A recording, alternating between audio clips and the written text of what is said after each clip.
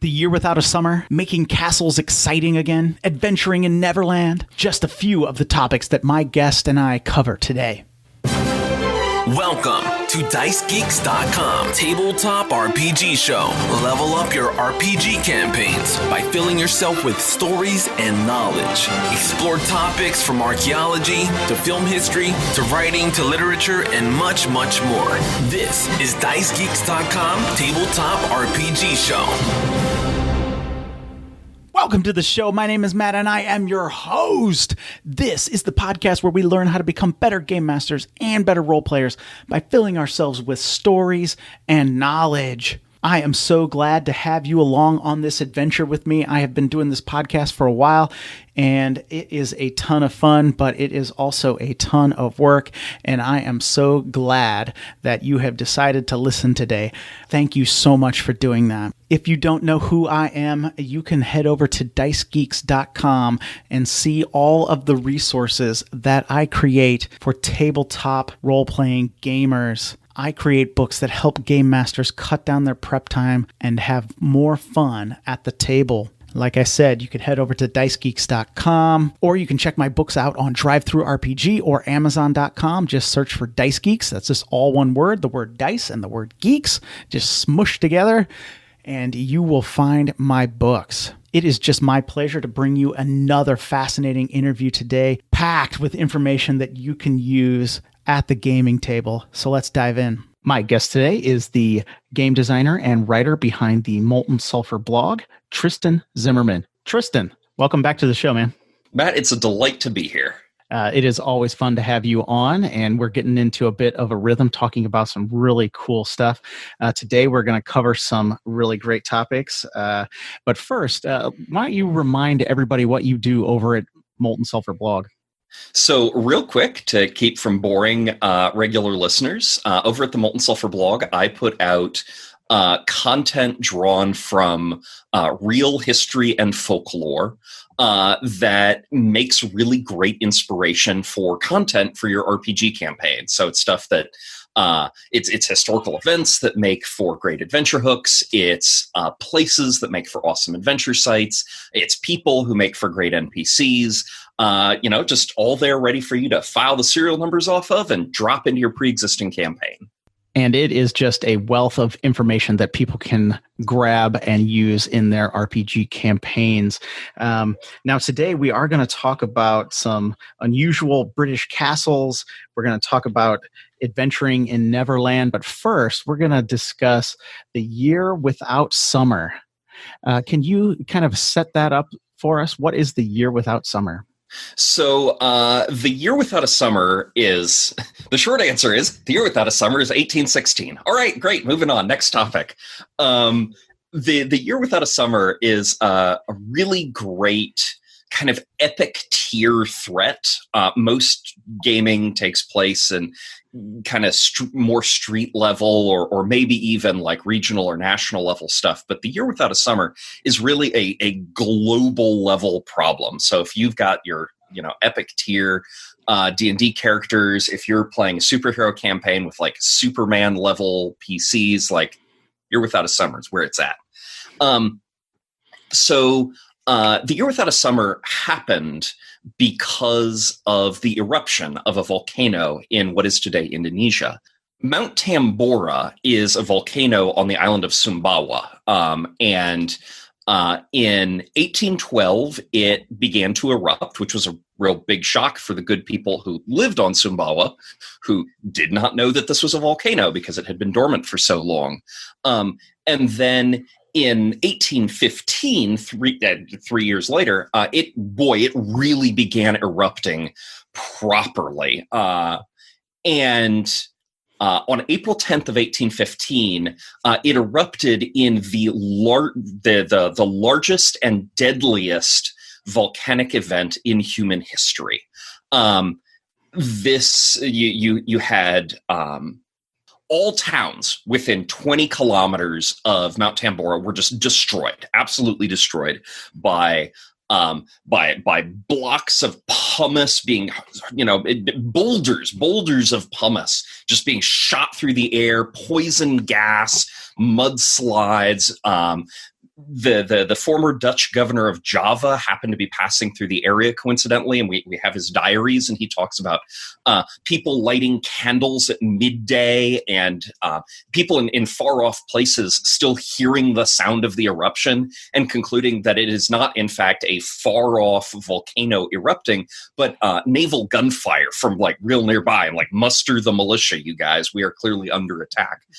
Tens of thousands of people were killed immediately because Sumbawa was a densely populated island.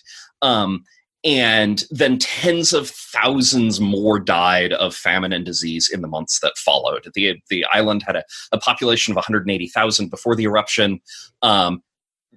By a few years after, you're looking at 90,000. I mean, it was just an absolutely devastating event for the good people of Sumbawa.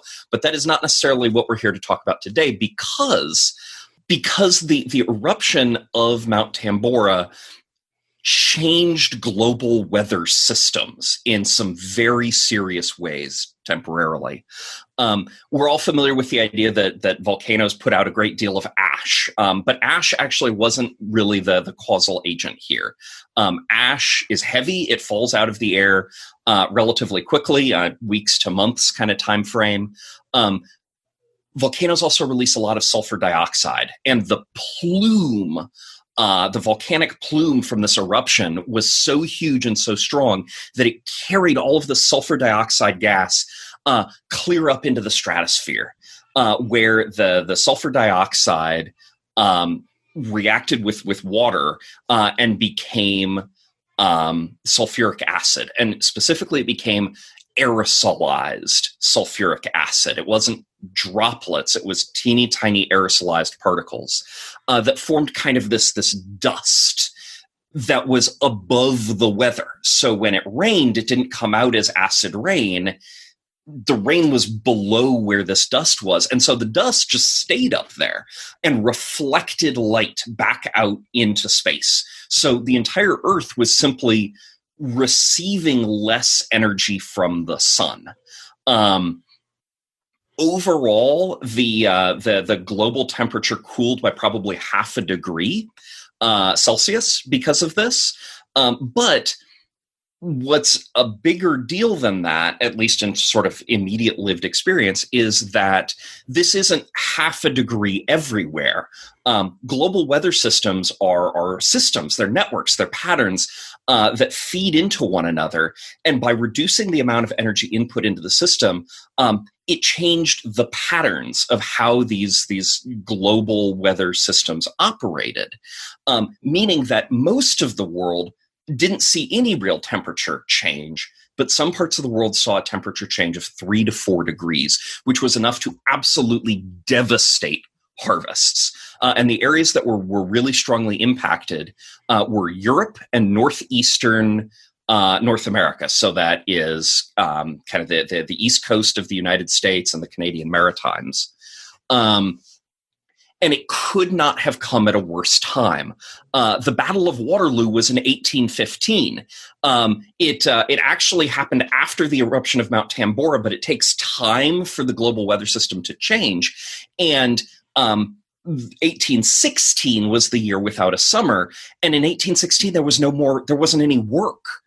Like, even if Mount Tambora hadn't erupted, there wouldn't have been any work, because you had all these soldiers who were no longer professional soldiers because there wasn't a Napoleon anymore. But there wasn't there. All of the munitions factories were shuttered. They weren't producing munitions anymore, but they hadn't yet been converted over to producing household goods. International trade had been absolutely ruined by the Napoleonic Wars and was only just beginning to restart. And then the weather starts to turn. The spring of 1816 is cold and rainy. You have frosts striking in June, July, and August. Orange and brown snow falling in Europe in June. Devastating thunderstorms. I mean, people of the time were writing about these incredible thunderstorms with black clouds blotting out the sun and flooding fields and cities. And you have bread riots, but usually bread riots occur in cities. There were bread riots in the countryside. The places where grain was being grown had so little food available that people were rioting.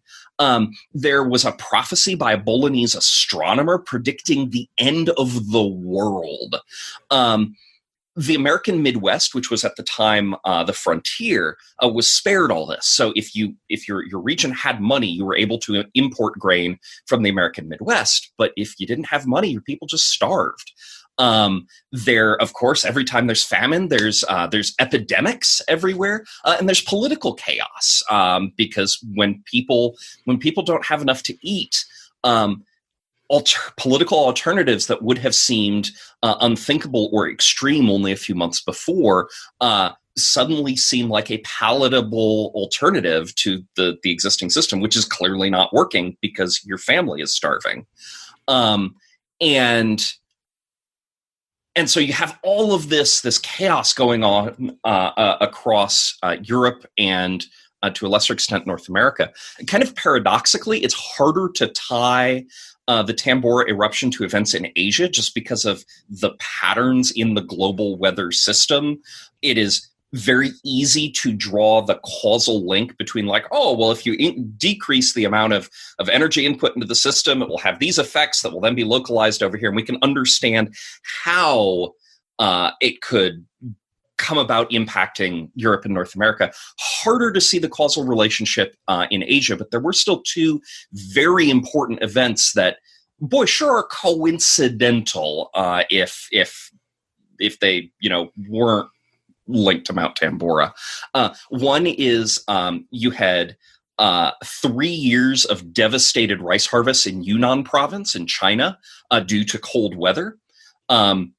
The Qing government actually had this really cool, really sophisticated system for redistributing agricultural surpluses from provinces that were doing really well to provinces hit by famine. But even the sophisticated system just could not keep up with the level of devastation that was occurring in Yunnan province. And when those 3 years were over, the region was finally able to start reaping harvests again, and they weren't planting rice anymore. They were planting cash crops. They were planting opium, which had a major impact on the course of Asian history.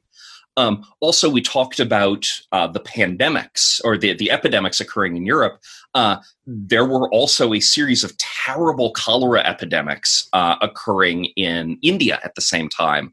And as a result of these epidemics, cholera was for the first time able to mutate into a strain that was able to leave the Indian subcontinent.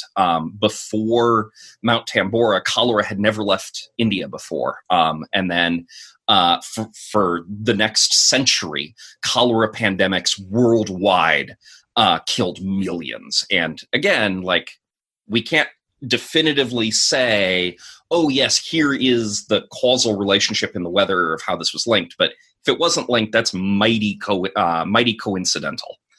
On Sumbawa, of course, you'll be shocked to learn there were long-term effects.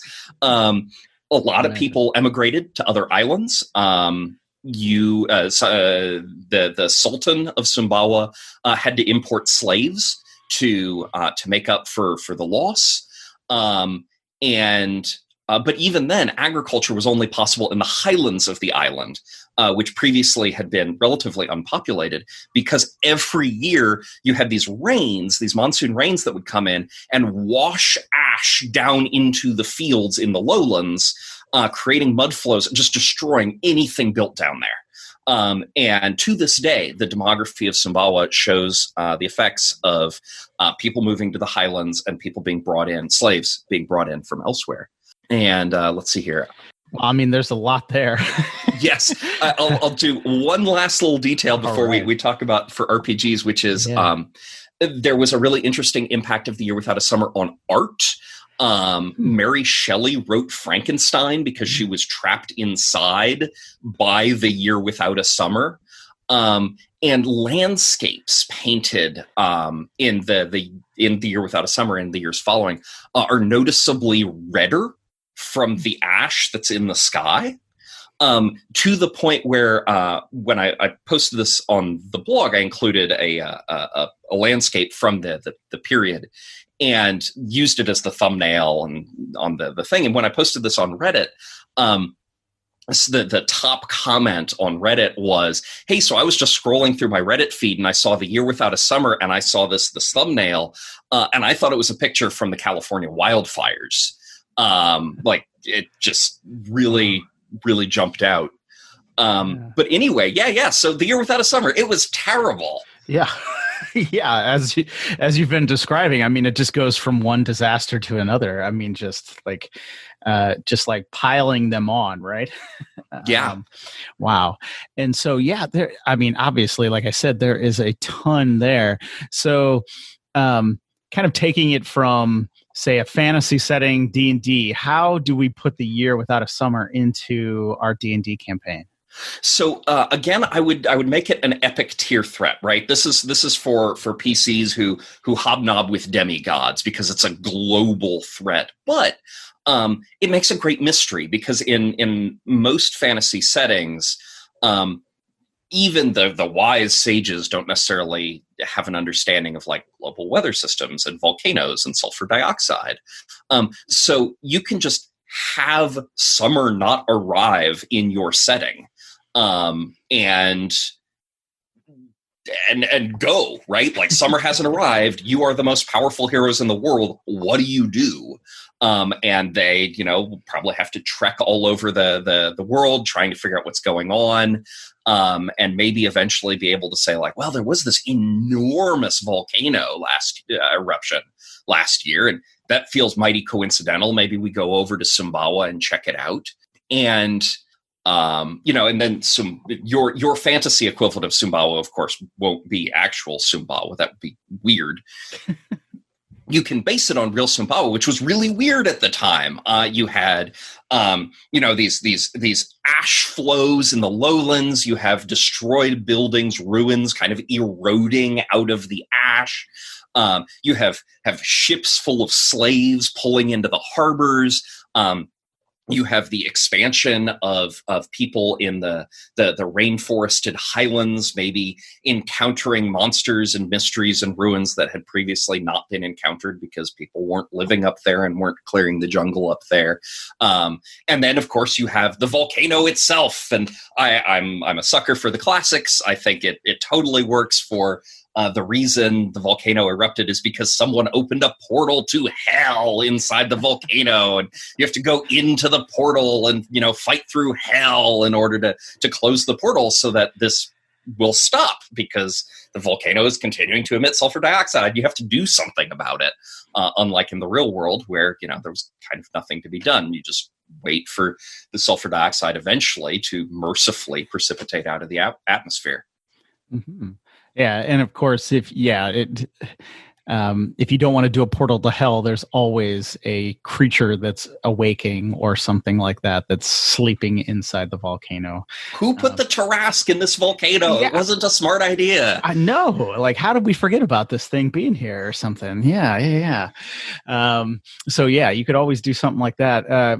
But I mean, when I read this on your blog, I was just kind of taken by it because I had heard the story before, and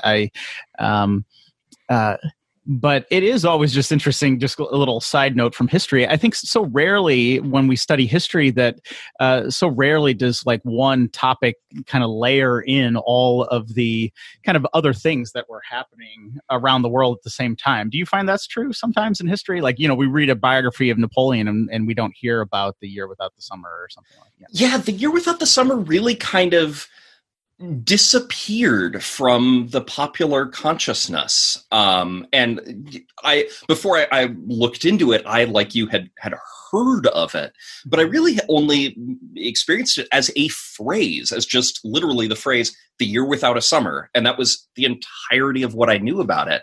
And yeah, I mean, it touches on everything. The formation of the Mormon Church can be directly traced to The Year Without a Summer because it drove migration within the United States westward out of these regions in eastern New York State, where which were being devastated, into the western parts of New York State, which were still doing fine. And the people who moved were utopianists. The people who moved were the people who were capable of believing in a better tomorrow, because if you don't believe in a better tomorrow, you're not going to move. You're going to stay put, because, everything is ruined forever and there's nothing that can be done about it. And this created in Western New York State this region that has since come to be called the Burned Over District, because of these series of religious revivals that passed through it like wildfire, because you had this population of people that were self-selected to believe in change and a better future. And it's no coincidence that that's where the Mormon Church was founded. It's no coincidence that's where the abolitionist movement in the United States really got started in earnest. I mean, the more you look, the more The Year Without a Summer kind of has its fingers in every conceivable pot. And that's part of what makes it a good inspiration for an epic tier RPG threat, because we're talking about massive starvation and epidemics, and that is terrible. But also, the longer you let it run, the more unpredictable the knock-on effects will be. And it brings about abolitionists, but it also brings about cholera. And the longer it runs, history is unpredictable. Who knows what might result? Yeah, and I can definitely see the way you're going when we look at it in using it in an RPG, that our heroes start seeing some of these effects, and then they trace down a source to a volcano that's not just simply a volcano. But there's so much here, that especially in a fantasy setting, and you were mentioning that in a fantasy setting where people may not know what is, say like 3 miles away from their house or something, let alone what's on the other side of the globe. It opens up really just everything from, say, a simple complication of traveling during a summer when there's going to be snow in July, to this kind of global threat that you had been proposing. Yeah, absolutely. Just so much stuff there, that you can work with. Why did you kind of see the epic threat? I mean, just because tabletop RPGs should be epic? So part of it is because it is honestly hard to write epic tier adventures. In my experience, it's hard to write them without being cliche, right? Like, for any given player, they can fight the Queen of Darkness and overthrow her exactly once, right? Like, it is amazing the first time you do it.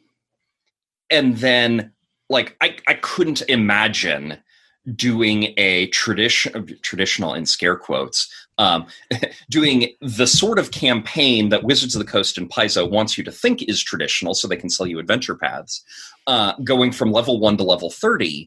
I can't imagine doing that more than once, right? Like, after you've done it once, I guess there's another Queen of Darkness in this new setting, and we're gonna beat up on her too. And so this is very different, and it's an epic. It's a threat for epic tier characters, for your Supermans, that is credible and different. I would also be remiss not to mention that it's also I also picked it because it is illustrative of a very real world epic tier threat.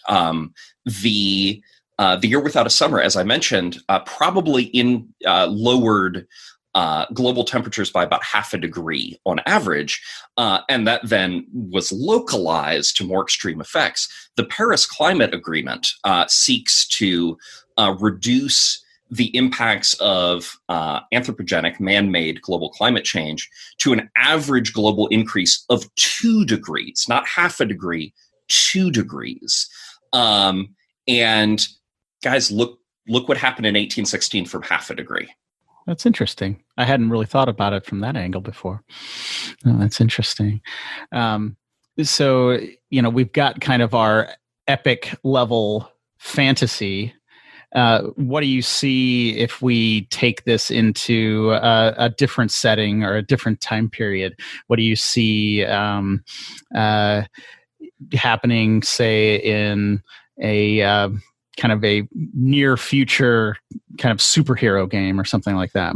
So I have definitely been mentioning superheroes for a reason, right? Mm-hmm. That's because it fits well with superheroes. The volcano begins to erupt. Volcanologists are like, oh man, it's going to keep erupting. Hey, have you guys heard of the year without a summer? It was super bad. If only we had, Superman and the Justice League and the Avengers around help us with that. And you go in and you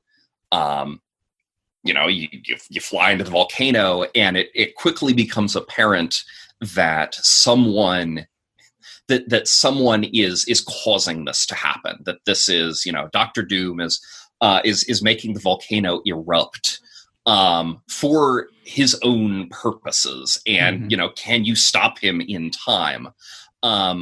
It's a global threat that isn't Annihilus is invading with his bug people yet again. Yeah, I can just see Lex Luthor kind of chilling out in a volcano lab somewhere, trying to figure out how he's going to... Come again? You robot voiced for me for a second. Oh, I'm sorry. I can just kind of imagine Lex Luthor kind of sitting in his volcano lab somewhere, kind of trying to figure out how he's going to defeat Superman with this, causing a volcano to erupt or whatever he's doing there. Yes, absolutely. Yeah. And so we have fantasy, we have superheroes. Is there?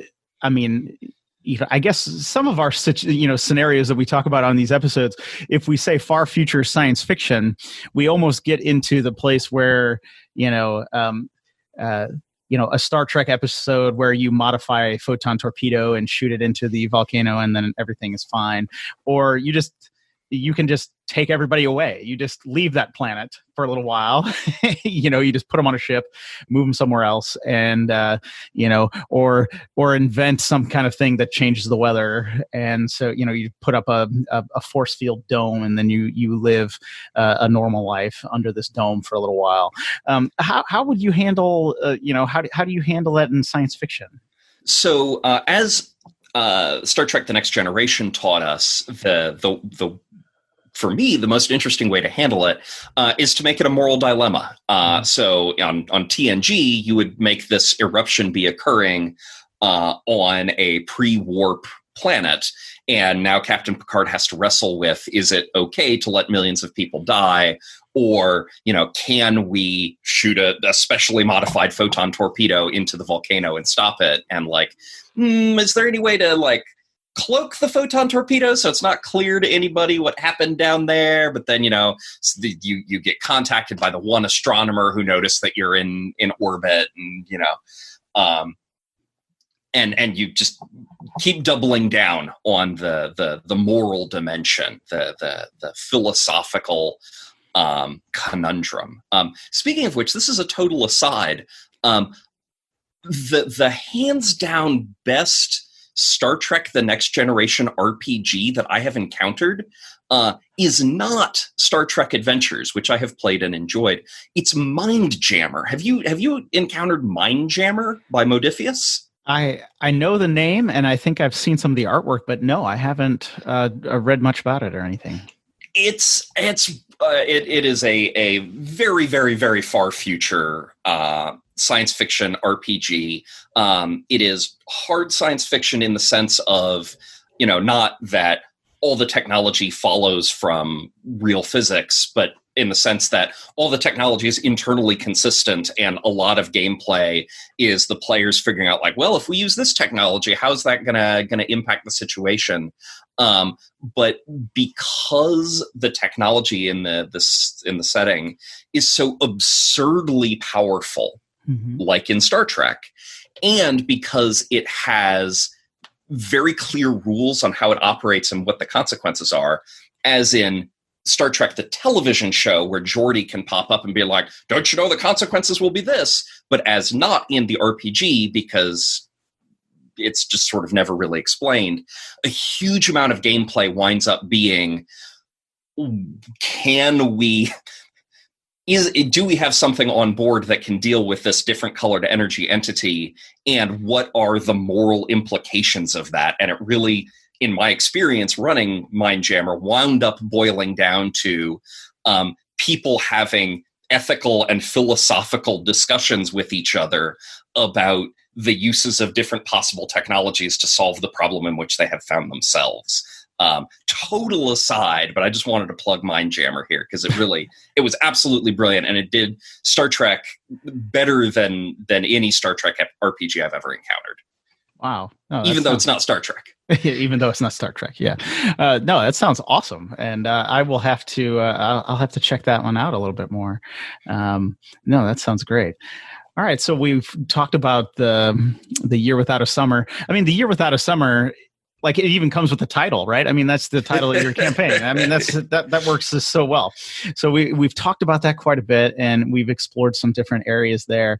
One other thing that I noticed on your blog that you were talking about were these 3 unusual British castles, and I think you pointed it out as well. I think, since we play, obviously, fantasy settings are the most popular RPG genre to play in, and there's kind of always a castle. Maybe 100%, maybe 99% time there's a castle. They can become kind of bland and generic, can't they? Yeah, which is a tragedy because I don't need to tell you this, castles are amazing, right? Are. Like, they're so cool. And if it ever comes to like, oh, it's another castle, what does it look like? Well, it looks like a castle. Like, that's a tragedy. Yeah, exactly. No, I totally agree. I know. Yeah. It's just like a gray stone building. It's a castle, it's got, it's got towers. Like towers. These ones are round though, or something. So, but yeah, and I totally agree because castles are awesome and they're fascinating structures. And so you picked out 3 kind of unusual ones to kind of break some of that and remind us that castles can be just awesome kind of set pieces in themselves. Yeah, so I just grabbed 3 British castles that I thought were really cool and really unusual and different. We'll start with Portchester Castle. Portchester Castle guards the harbor at Portsmouth. Portsmouth is one of the best ports in England. And as a consequence of being located in this incredibly strategic position, the site of Portchester Castle has been occupied and fortified for almost 2,000 years. And the castle as it exists today, in a really remarkable state of preservation, includes major features of the original fortifications there, in a really cool way. So anyway, the Romans, right? You have Romans in Britain. They have conquered Britain. They're trying to hold on to Britain.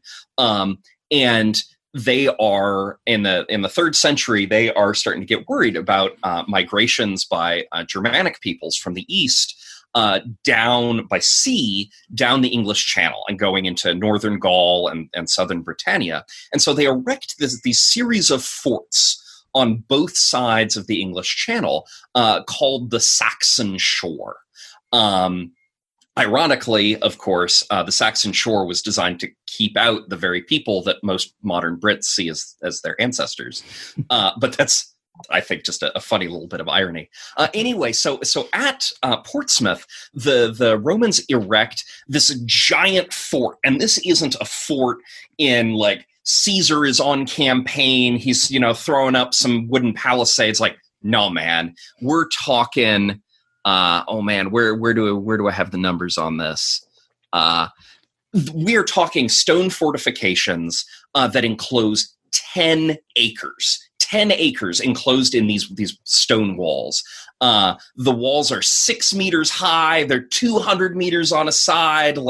These are huge stone walls and enclose a Roman camp. And the walls are still there. and were used by later people in the construction of their own castles. So fast forward, the Romans leave, the Angles and the Saxons and the Jutes move in. They very quickly say, like, we also need to be controlling the harbor at Portsmouth. They build a settlement inside the walls of the Roman fort. Fast forward again, the Normans invade in 1066, and they are faced with a very immediate dilemma, which is, hey, we are a brand new French-speaking ruling class here in England, which we have conquered at the Battle of Hastings. And the people who lived here before we invaded are really kind of unsure how they feel about us taking over. They are restive. And we need to do something like right now to keep the locals cowed so they don't rebel, and so that if they do rebel, we will be okay. So the Normans embark on this immediate spate of castle building to try to throw up a bunch of really impressive looking fortifications that the Normans can hide in case of rebellions, and put down the rebellions. So of course they have to fortify the harbor at Portsmouth, and the Roman walls are still there. And so they look at these amazing Roman walls and say, well, good. We're working on a tight timetable and a tight budget, so we're just going to go ahead and use these walls that are already here and save us a bunch of time and money. And so they first throw up a wooden keep, and then they start throwing up some stone stuff. And over about 100 years after the Battle of Hastings, the Normans erect Portchester Castle as it exists today. And they in the northwest corner of these huge sprawling Roman walls, the Roman walls, I don't think I mentioned this, they form a square, right? Like it's a perfect square. And in the northwest corner of that square where the walls meet, the Normans go ahead and throw up this keep. And this is not like it's got turrets and gables and buttresses. Like, no, this keep looks like two cubes stacked on top of each other. If you took two children's blocks and stacked one on top of another, maybe put a little bit of crenellations along the top, like, congratulations, that is Portchester Keep.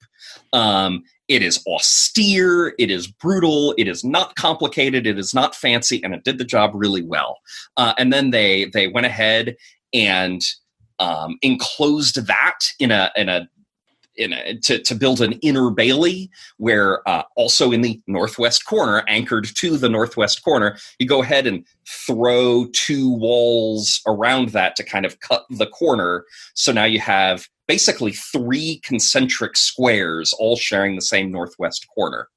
And it's going from in to out. It's the keep, and then the relatively small inner bailey, and then the very large outer bailey that is, again, 10 acres in size. And like the outer bailey is still the Roman walls. Like most of the towers are still the original Roman construction. And like a priory gets founded inside the outer bailey. At a certain point, the clergy move. All of the priory is torn down except the church. And then weirdly, the town at Portchester springs up not inside the outer bailey where it would be protected. It springs up outside the castle. And then inside the outer bailey, with the exception of that church, is all farmland, which I just think is really weird. And so what you get is this really unusual looking castle with kind of three concentric squares all sharing the same northwest corner, that has a reason for looking like it does. And it's unusual and it's memorable, and it makes sense why it's unusual and memorable, and it looks really cool. And there's a bunch of like, that keep is real dramatic looking. So you can like slap a picture of that down on the table and be like, it looks like that. And I just think it's super cool. Yeah. It is fascinating. I loved reading the article that you post on your blog too, and it's I was caught up looking at other pictures of it and stuff like that because it is fascinating. I'm just thinking, of course, kind of the successive ages of building is something that happens in the world, and of course, it would happen in fantasy worlds as well. I guess my one trick is, how do you communicate that to your players, that without, I guess you can always just pause and give a description or make a history check or something like that. But how if you're running a game where the outer walls are from a civilization that was 2,000 years ago, the inner keep is from a civilization that was 1,000 years ago, the main keep is from one that was 500 years ago, and then now people are occupying this. How do you communicate that?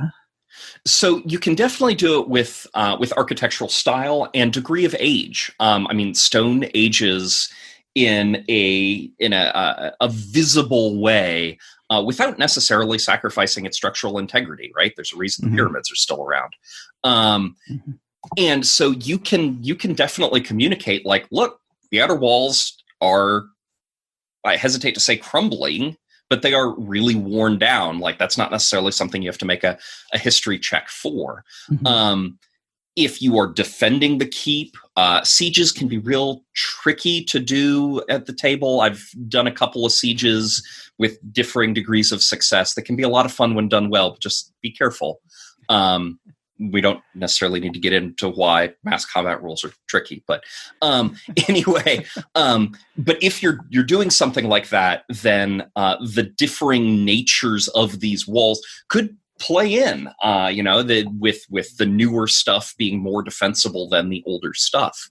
You can also, if you are doing a supernatural thing, you can also have those different ages play. And I think we talked about this last time I was on the blog. I don't even remember what it was, but we had some site that had like 4 different, it was the megaliths conversation. That's it.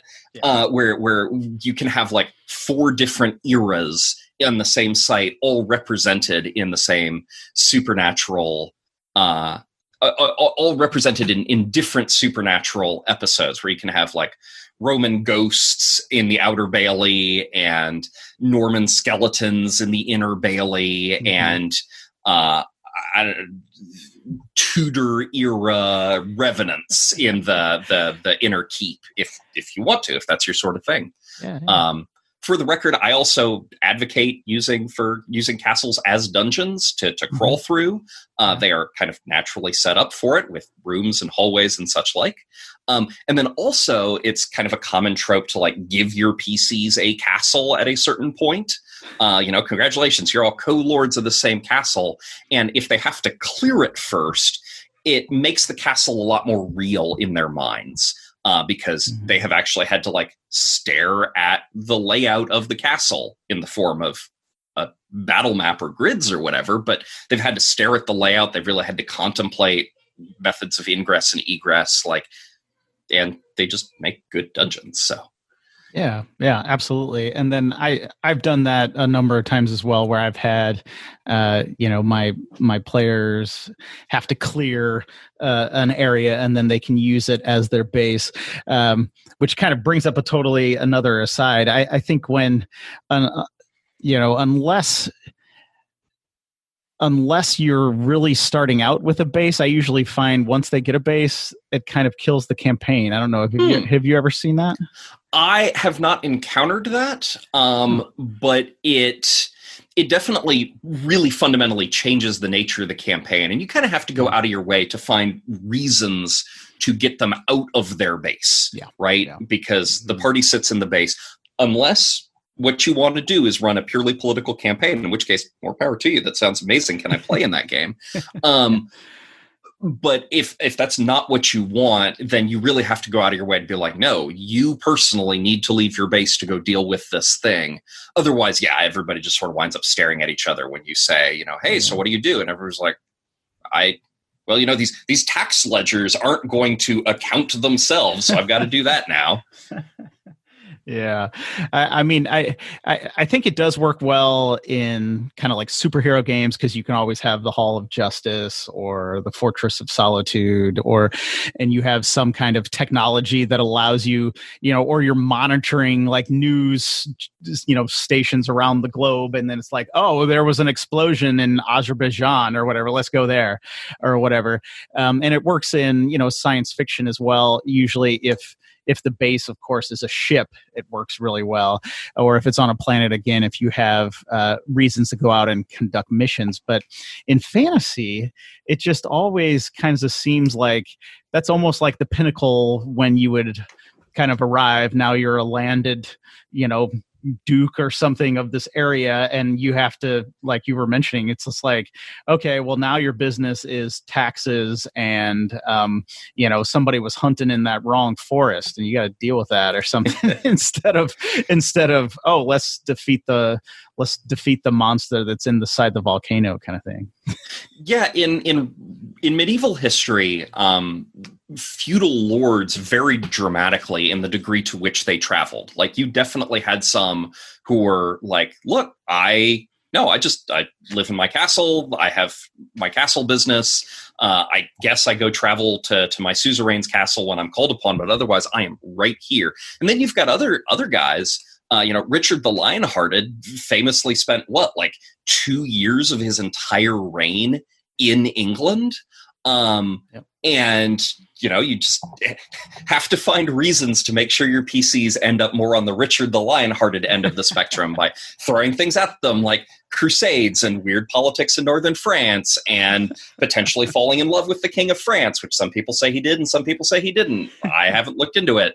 But find reasons to get them out of there, because it's really boring if they're just sitting in their castle, and that's dumb. And then we have to roll up new characters, and we're really attached to these characters. Yeah, absolutely. Sorry if I derailed that a little bit. Yeah, you had 2 other castles that had some unique kind of construction to them. No sweat. Do you want to dive into those? I notice we're at about 40 minutes in, or you tell me, man. It's your podcast. Well, maybe we could just tackle one of them, and then we'll whet the listeners' appetite to check out the blog post over at Molten Sulfur.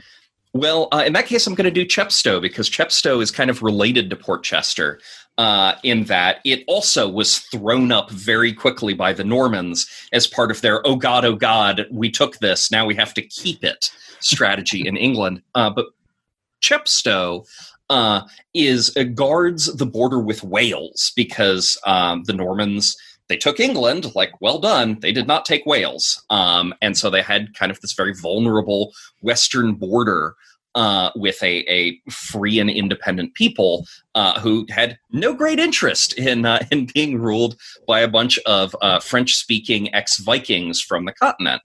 And Chepstow guards this very important crossing on the River Wye. And it sits atop this long line of cliffs or bluffs, whichever you want to call it. And cool, but that means that it has to have a really unusual layout, because you want as much of this castle to be along the cliff as possible. First, because that's defensible. It's really hard for somebody to roll a siege engine up to your wall if your wall is sitting on top of a cliff, right? But also because it affords you more space that you can use to shoot at those stupid Welshmen on the other side who are getting ideas. So it makes the castle more useful for guarding this river crossing.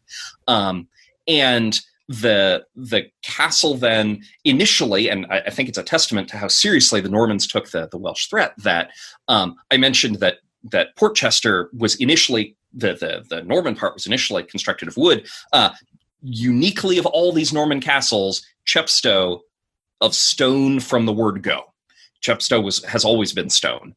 And they threw up this kind of big rectangular hall very quickly in order to guard the pass. And then over the following centuries, Chepstow just sort of grew organically along the cliff. And you really get the sense that every 50 to 100 to 200 years, the family that's living in Chepstow says, hey, we've gotten pretty big. We've got a bunch of retainers. We've got a bunch of staff. And we're feeling pretty cramped in this castle. Let's go ahead and let's build another bailey. Let's build another walled-in courtyard that then contains a bunch of buildings in it. And these successive baileys just sort of sprawl linearly along the cliff. So it's not concentric circles. It's a line of separate baileys, each constructed kind of one after another. And what's really great about that, again, it is unusual and therefore memorable, and it looks cool. I will say, unlike at Port Chester, you can't slap a really cool picture down because a lot of Chepstow is crumbling and in ruins, and because it's a weird shape, it's kind of hard to photograph. But it makes a great dungeon because it's linear, but with lots of opportunities for detours, right? Like, oh, there's a cool tower over there. Let's poke our heads into that tower before we resume going down the main line. And each of these baileys offers an opportunity for kind of a set piece combat, right? There's something weird and unusual that we have to fight in this big open space of the bailey. But then you have towers and halls and outbuildings that are kind of detours that offer opportunities for puzzles and for hidden treasure, for role playing with NPCs. Hey, there's a water weird living in the well in this tower, that sort of thing. I just think Chepstow is super neat. Yeah, and when I looked at the blog post, I thought that was just a really unique layout, something you don't usually think of. Yeah, you usually think of a castle being like a perfect square or rectangles or possibly circles. But here you have this kind of long, sprawling one because it's built on the bluffs. And I thought your idea, really having kind of these different stages through those was really great, and it would definitely work as a dungeon. And so yeah, I think anything that we're doing today, if it can bring a little life back into castles for somebody, I hope they'll check out the blog post a little bit more and kind of key off of our discussion here to make sure we as a game master, never again we just say, oh yeah, you see a castle or something like that. But yeah, is it a cool castle? It's all right, I guess. Yeah, it's all right. I mean, it's like stone or whatever. Who knows? But yeah, hopefully that doesn't happen. But I think there are tons of different ways that people can use these in their fantasy games. I haven't thought much about, using, other than exploring, some ruins or anything like that. I haven't thought much about, kind of a sci-fi game unless you still use it as dungeon, and for some reason people have to go inside and kind of explore some ancient ruin. Usually because there is some ancient or mystic technology that requires the person to go inside and explore. But because dungeons are fun, no matter what setting you put them in. Yeah.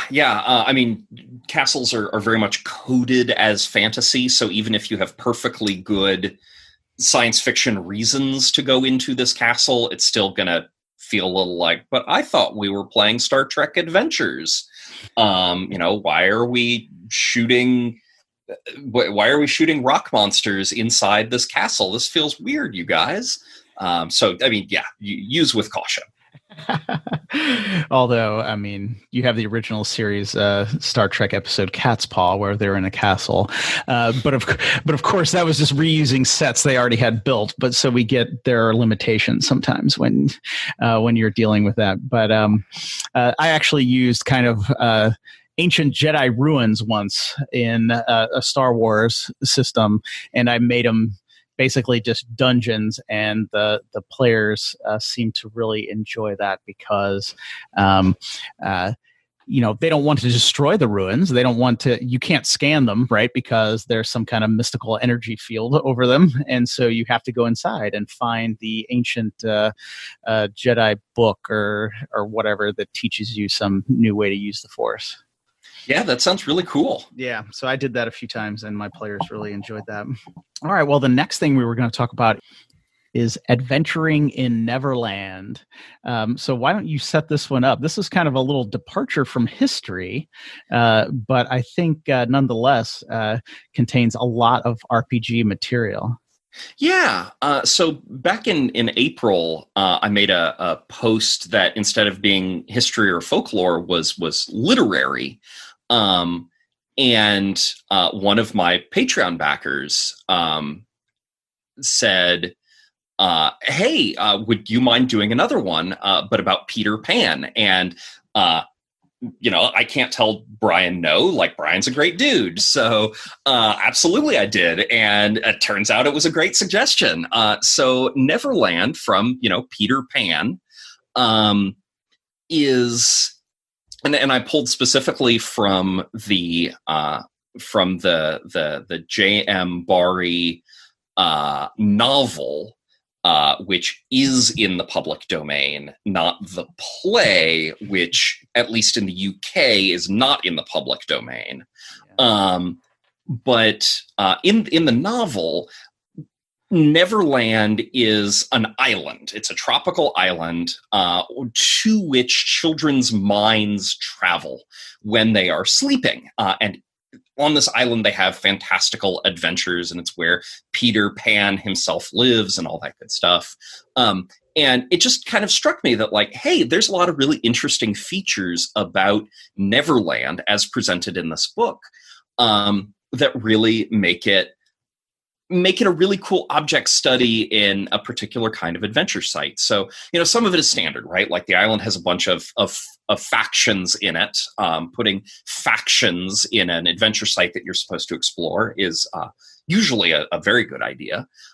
So, you've got factions like the Lost Boys and the pirates and the animal, the intelligent animals, and fairies and mermaids and all that good stuff. So, providing factions gives the PCs opportunities to get involved in local politics. It gives excuses for the GM to hand out adventure hooks like, this faction has problems with this other faction, and because you're friends with faction A, like, go mess with faction B. Like, sure thing, boss. That sounds like fun. But there's some other really cool stuff, like Peter Pan seems to be kind of an animating force for Neverland in a way that to me was really reminiscent of the domains of dread in Ravenloft, where like Strahd is kind of an animating force for his whole area. And nothing kind of makes sense without him. And you kind of have a very similar thing going on in Neverland, where when Peter's away, like, things just sort of grind to a halt, and the Lost Boys and the pirates stop hunting each other and cool stuff like that. Anyway, so the location of Neverland, highly ambiguous.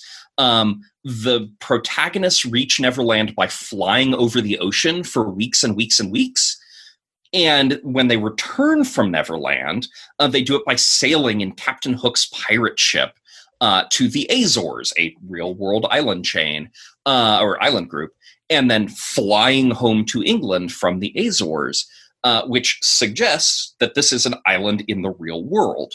And children's minds just go to this real-world island when they are sleeping. But then you have this really delightful excerpt, and if you'll forgive me, I will read this excerpt for the good folks at home. While Mrs. Darling slept, she had a dream. She dreamt that the Neverland had come too near, and that a strange boy, Peter Pan, had broken through from it.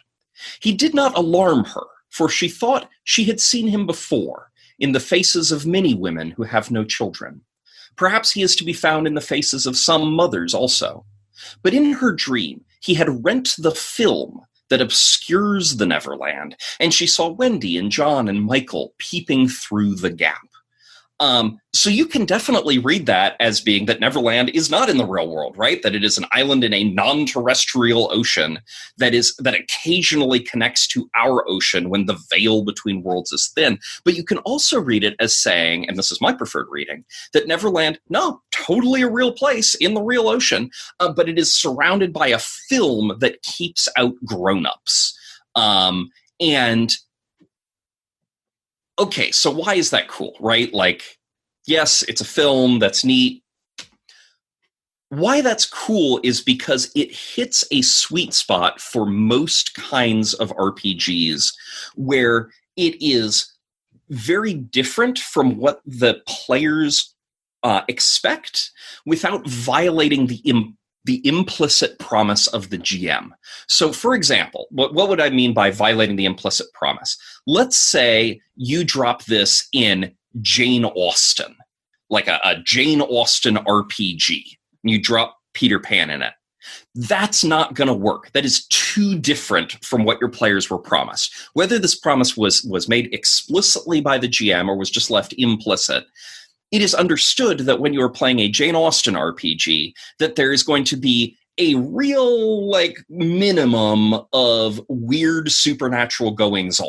And just saying oh, and also now for this adventure, we're going to go not to Lord Smythe's house to drink tea and talk about marriage arrangements. No, we are going to go to a distant tropical island surrounded by a veil that keeps out grown-ups and have weird adventures. No, that is contrary to the promise made to the players, and they will rebel. They will not enjoy it. But for something like Call of Cthulhu or Warhammer 40K, the business about the Veil and this being a real-world island that, by the way, changes, and that's something I didn't really touch on, but the island definitely changes. It's a different island for different children. When multiple children are on the island simultaneously, the island takes on characteristics of each child's island. The island changes over time, so even for the same child, the island is not static. Anyway, that is really different from the standard premises in Call of Cthulhu or Warhammer, but it is not totally out of line. So it's surprising, it's unexpected, but it doesn't violate that implicit promise to your players that will cause them to rebel. And it will, as a consequence, be a much more remarkable and interesting and memorable and fun adventure locale, I believe, than, and I would draw for an example here, Wakanda in the Marvel Cinematic Universe does not feel weird or unusual to me because the MCU is kind of an anything goes kitchen sink sort of setting.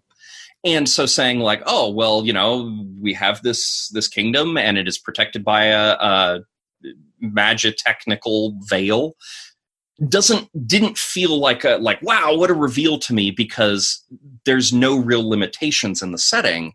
So it's not surprising. Why wouldn't there be such a place? But in most RPG settings outside of a kitchen sink like Dungeons and Dragons, a place like Neverland is fantastical and weird, even by the standards of the setting, and therefore memorable and interesting and cool and exciting, without being so memorable and weird that it violates the implicit or explicit promise to the players.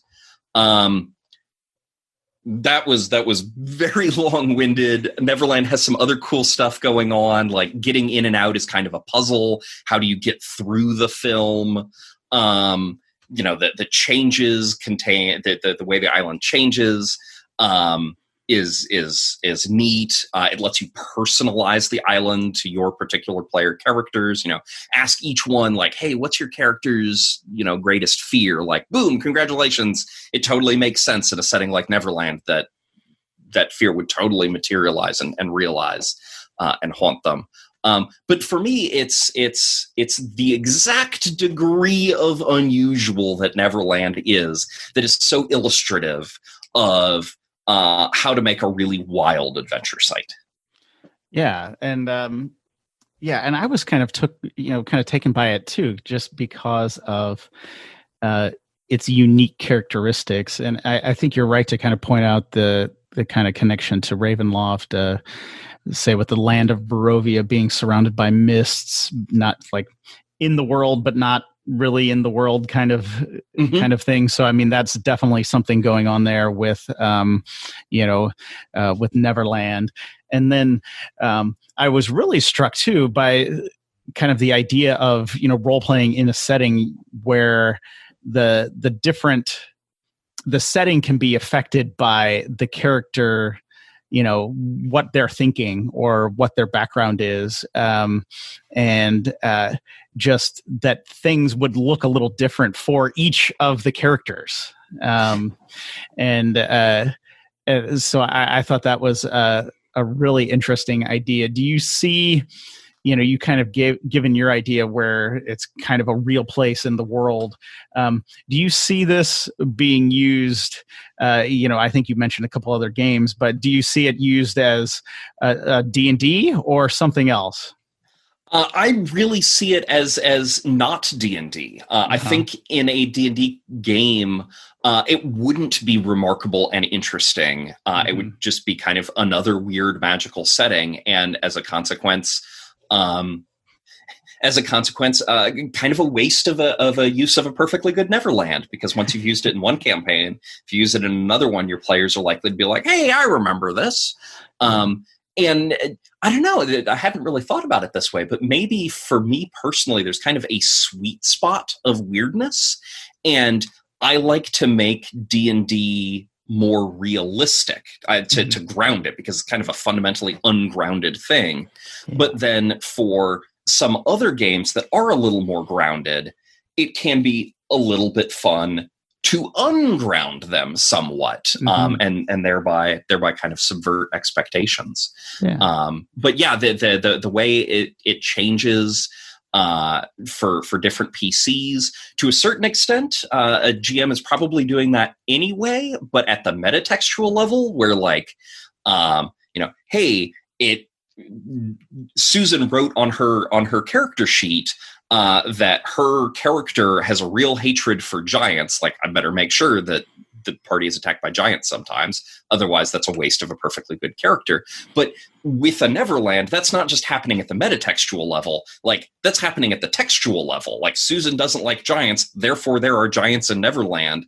And people can kind of look at each other and be like, oh, wait, if there were giants here, Steve has a great fear of heights. Oh no, I bet there's going to be heights in next week's game. We better take, steps to prepare. Yeah. And I thought that's where you were kind of going with that, because I was thinking of that too. I don't know if it's the right word to say, make D&D realistic, but maybe plausible, right? You maybe you want to, because you're in a setting where you can, around the next corner could be a wizard, a dragon, a giant, a flying horse, whatever. So you want to make some things plausible. So I definitely agree with that and can see that. And then, but I mean, just thinking about this, Neverland. And using it in some other games, I was thinking about a few, but then the more I thought about it, I was like, it's almost its own game. Yeah, it almost is. I mean, you don't even need a bit of a push, right? I mean, you would make some Victorian era children, and they are whisked away to Neverland by Peter Pan, and then they are in Neverland. I mean, it just it basically works as its own game, and that's I just couldn't help but think about that. Now, to be clear, for you fine folks at home, I do endeavor to make sure that my content is stuff that can just be dropped in your campaign, right? So I'm not saying like, oh, you got to run this as its own campaign. Like, no, I want to provide you with awesome content that you could drop into your regular Tuesday night game, because we're all GMs here, right? We all have more ideas for campaigns than we will ever get to run. Yeah. It's not helpful for me to be like, here, have some new ideas. But yeah, like Peter Pan, you totally could run this as its own thing. Like, you could absolutely play Peter Pan the RPG. In fact, does such an RPG exist? There's a lot of public domain art on there. I'd be a little surprised if it didn't exist already. I know. I looked a little bit for it, and I confirmed, yes, the novel and certainly Neverland is in the public domain. So and the novel is, so you could basically take the novel and use it. I wouldn't necessarily use the word Peter Pan in the title, because sometimes that can be trademarked by I think he donated it to a charity that may have re-upped the trademark on Peter Pan, but you can certainly use Neverland, and in a certain context, you can use, in the context of the novel, you could use Peter Pan.